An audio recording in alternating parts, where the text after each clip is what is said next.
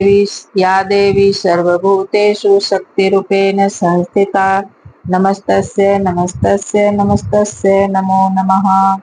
ओम चंडिका देवी को नमस्कार है। मार्कंडेय जी ने कहा, पितामह, जो इस संसार में परम गोपनीय तथा मनुष्यों की सब प्रकार से रक्षा करने वाला है और जो अब तक आपने दूसरे किसी के सामने प्रकट नहीं किया हो, ऐसा कोई साधन मुझे बताइए। ब्रह्मा जी बोले, ब्राह्मण, ऐसा साधन तो एक देवी का कवच ही है, जो गोपनीय से भी परम गोपनीय, पवित्र तथा संपूर्ण प्राणियों का उपकार करने वाला है। महामुने, उसे श्रवण करो। देवी की 9 मूर्तियां हैं, जिन्हें 9 दुर्गा कहते हैं। उनके पृथक पृथक नाम बतलाए जाते हैं। प्रथम नाम शैलपुत्री, दूसरी मूर्ति का नाम ब्रह्मचारिणी है। तीसरा स्वरूप चंद्र घंटा के नाम से प्रसिद्ध है। चौथी मूर्ति को कुष्मांडा कहते हैं। पांचवी दुर्गा का नाम स्कंद माता है। देवी के छठे रूपों को कात्यायनी कहते हैं। सातवां कालरात्रि और आठवां स्वरूप महागौरी के नाम से प्रसिद्ध है। नौवीं दुर्गा का नाम सिद्धिदात्री है। ये सब नाम सर्वज्ञ महात्मा वेद भगवान के द्वारा ही प्रतिपादित हुए हैं। मनुष्य अग्नि में जल रहा हो, रणभूमि में शत्रुओं से घिर गया हो, विषम संकट में फंस गया हो तथा इस प्रकार भय से आतुर होकर जो भगवती दुर्गा की शरण में प्राप्त हुए हो, उनका कभी कोई अमंगल नहीं होता। युद्ध के समय संकट में पड़ने पर भी उनके ऊपर कोई विपत्ति नहीं दिखाई देती। उन्हें शोक, दुख और भय की प्राप्ति नहीं होती। जिन्होंने भक्ति पूर्वक देवी का स्मरण किया है, उनका निश्चय ही अभ्युदय होता है। देवेश्वरी, जो तुम्हारा चिंतन करते हैं, उनकी तुम निसंदेह रक्षा करती हो। चामुंडा देवी प्रेत पर आरूढ़ होती है।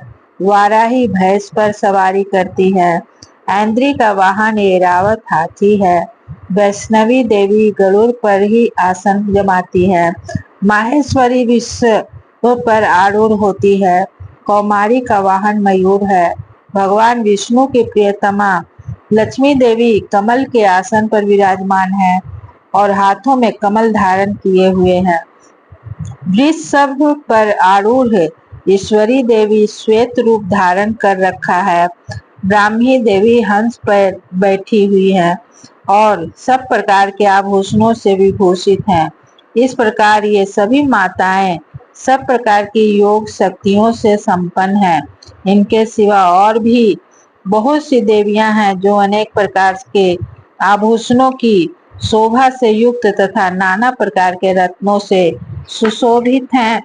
ये संपूर्ण देवियां क्रोध में भरी हुई हैं और भक्तों की रक्षा के लिए रथ पर बैठी दिखाई देती है। ये शंख, चक्र, गदा, शक्ति, हल और मूषक, खेटक और तोमर, परशु तथा पास, कुंत और त्रिशूल एवं उत्तम सारंग धनुष आदि अस्त्र शस्त्र अपने हाथों में धारण करती हैं। दैत्यों का शरीर का नाश करना, भक्तों को अभय दान देना और देवताओं का कल्याण करना, यही उनके शस्त्र धारण का उद्देश्य है। कवच आरंभ करने के पहले इस प्रकार प्रार्थना करनी चाहिए। महान रौद्र रूप, अत्यंत घोर पराक्रम, महान बल और महान उत्साह वाली देवी, तुम महान भय का नाश करने वाली हो। तुम्हें नमस्कार है। तुम्हारी ओर देखना भी कठिन है। शत्रुओं का भय बढ़ाने वाली जगदम्बिके, मेरी रक्षा करो। पूर्व दिशा में ऐन्द्री मेरा रक्षा करे। अग्निकोण में अग्नि शक्ति, दक्षिण दिशा में वाराही तथा नैऋत्य कोण में खड्ग धारिणी मेरी रक्षा करें। पश्चिम दिशा में वारुणी और वायव्य कोण में मृग पर सवारी करने वाली देवी मेरी रक्षा करे। उत्तर दिशा में कौमारी और ईशान कोण में शूल धारिणी देवी रक्षा करे। ब्रह्माणी तुम ऊपर की ओर से मेरी रक्षा करो, वैष्णवी देवी नीचे की ओर से मेरी रक्षा करें। इसी प्रकार सौ को अपना वाहन बनाने वाली चामुंडा देवी दसों दिशाओं में मेरी रक्षा करें। जया आगे से, विजया पीछे से की ओर से मेरी रक्षा करें। वाम भाग में अजिता और दक्षिण भाग में अपराजिता रक्षा करें। उद्योतनी शिखा की रक्षा करें। उमा मेरे मस्तक पर विराजमान होकर रक्षा करें। ललाट में मालाधारी रक्षा करें और यशस्विनी देवी मेरी भवों का संरक्षण करें। भवों के मध्य भाग में त्रिनेत्रा और नथुनों की यम घंटा देवी रक्षा करें। दोनों नेत्रों के मध्य भाग में शंखिनी और कानों में द्वार वासिनी रक्षा करें। कालिका देवी कपोलों की, भगवती सांकरी कानों के मूल भाग की रक्षा करें। नासिका में सुगंधा और ऊपर के होठ में चर्चिका देवी रक्षा करें। नीचे के होठ में अमृत कला तथा जिह्वा में सरस्वती देवी रक्षा करें। कौमारी दांतों की और चंडिका कंठ प्रदेश की रक्षा करे। चित्र घंटा गले की, घाटों की और महामाया तालु में रहकर रक्षा करे। कामाक्षी ठोडी की और सर्व मंगला मेरी वाणी की रक्षा करे। भद्रकाली ग्रीवा में और धनुर्धरी पृष्ठवंश में रहकर रक्षा करें। कंठ के बाहरी भाग में नीलग्रीवा और कंठ की नली में नलकुवरी रक्षा करे। दोनों कंधों में खड़िगनी और मेरे दोनों भुजाओं की वज्रधारणी रक्षा करें। दोनों हाथों में दंडनी और उंगलियों में अंबिका रक्षा करें। शूलेश्वरी नखों की रक्षा करें। कुलेश्वरी कुछी में रहकर रक्षा करें। महादेवी दोनों स्तनों की और शोक विनाशिनी देवी मन की रक्षा करे। ललिता देवी हृदय में और शूल धारिणी उदर में रहकर रक्षा करें। नाभि में कामिनी और गुहा भाग की गुहेश्वरी रक्षा करे। पूतना और कामिका लिंग की और महिषवाहिनी गुदा की रक्षा करें।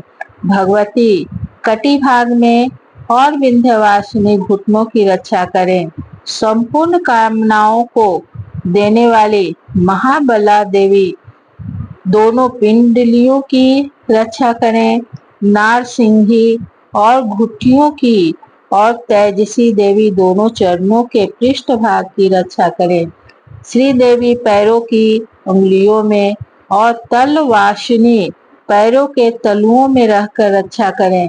अपनी दाढ़ों के कारण भयंकर दिखाई देने वाली दंष्टा कराली देवी नखों की और ऊर्ध्व केशिनी देवी केशों की रक्षा करे। रोमावलियों की के छिद्रों में कौबेरी त्वचा की वागेश्वरी देवी रक्षा करे। पार्वती देवी रक्त, मज्जा, वसा, मांस, हड्डी और मेद की रक्षा करे। हाथों की कालरात्रि और पित्त की मुकुटेश्वरी रक्षा करे।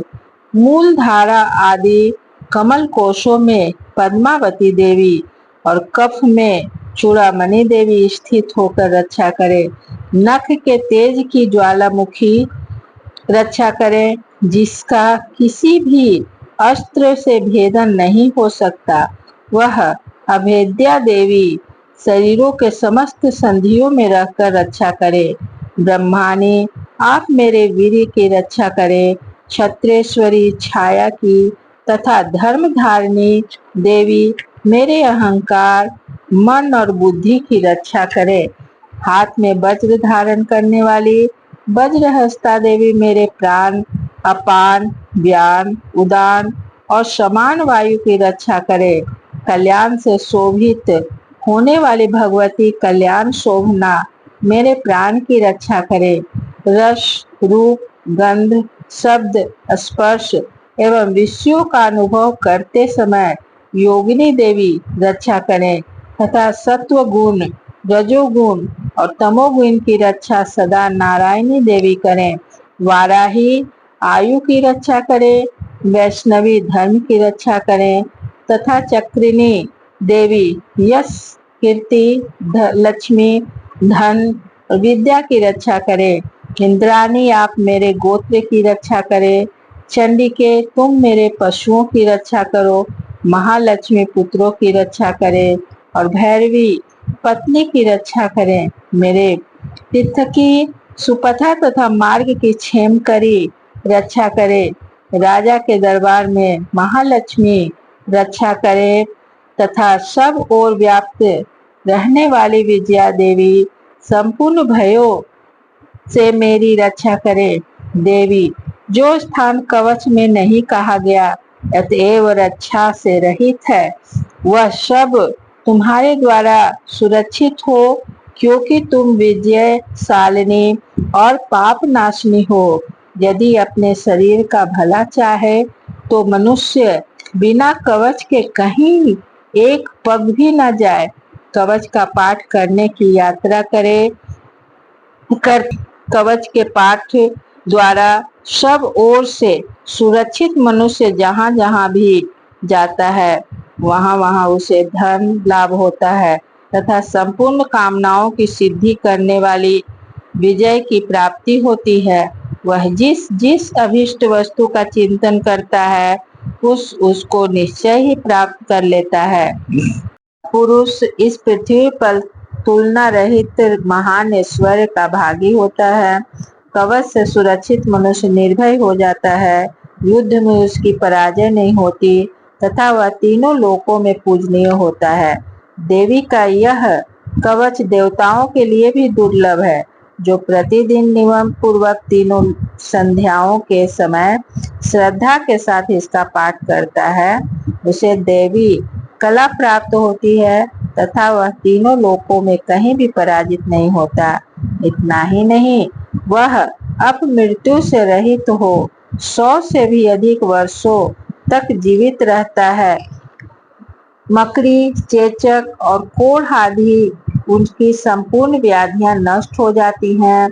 कनेर भांग अफीम धतूरे आदि का स्थावर विष सांप और बिच्छू आदि के काटने से चढ़ा हुआ जंगम विष तथा अहिफेन तथा तेल के संयोग आदि से बनने वाला कृत्रिम विष ये सभी प्रकार के विष दूर हो जाते हैं। उनका कोई असर नहीं होता। इस पृथ्वी पर मारन मोहन आदि जितने अभिचारिक प्रयोग होते हैं तथा इस प्रकार के जितने मंत्र यंत्र होते हैं वे सब इस कवच को हृदय में धारण कर लेने पर उस मनुष्यों को देखते ही नष्ट हो जाते हैं। यही नहीं पृथ्वी पर विचरने वाले ग्राम देवता आकाशचारी देव विशेष जल के संबंध से प्रकट होने वाले गण उपदेश मात्र से सिद्ध होने वाले निम्न कोटि के देवता अपने जन्म के साथ प्रकट होने वाले देवता कुल देवता माला डाकनी शाकनी अंतरिक्ष में विचरने वाली अत्यंत बलवती भयानक डाकनियां ग्रह भूत पिशाच यक्ष गंधर्व राक्षस ब्रह्म राक्षस बेताल कुष्मांड और भैरव आदि अनिष्ट कारक देवता भी हृदय में कवच धारण किए रहने पर उस मनुष्य को देखते ही भाग जाते हैं। कवचधारी मनुष्यों को राजा से सम्मान वृद्धि प्राप्त होती है। वह कवच मनुष्य के तेज की वृद्धि करने वाला और उत्तम है। कवच का पाठ करने वाला पुरुष अपनी कीर्ति से विभूषित भूतल पर अपने सुयश के साथ साथ वृद्धि को प्राप्त होता है। जो पहले कवच का पाठ करके उसके बाद सप्तशती चंडी का पाठ करता है उसकी जब तक वन पर्वत और कानों सहित यह पृथ्वी टिकी रहती है तब तक यहाँ पुत्र पौत्र आदि संतान परंपरा बनी रहती है। फिर देह का अंत होने पर वह पुरुष भगवती माया के प्रसाद से उस नित्य पर परम पद को प्राप्त होता है, जो देवताओं के लिए भी दुर्लभ है। वह सुंदर दिव्य रूप धारण करता है और कल्याणमय शिव के साथ आनंद का भागी होता है। कवचम इति देव्या कवचम संपूर्णम।